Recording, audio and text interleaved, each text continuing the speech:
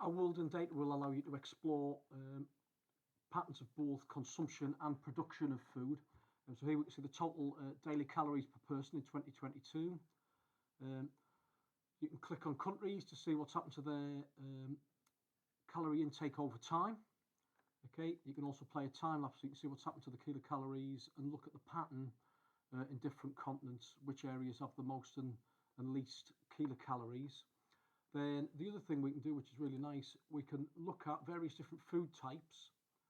Okay, so we could click on wheat, it's a key staple crop for many people, and we could look at production, so we can see which places are producing the most food. So we can clearly see there are certain countries and regions of the world that produce the most wheat.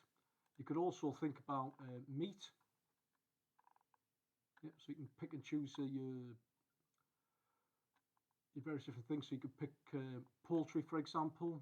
That's where the world's chickens, turkeys, and things like that have been produced. You can even have a look at other things like what they're exporting, importing, domestic supply, that sort of thing.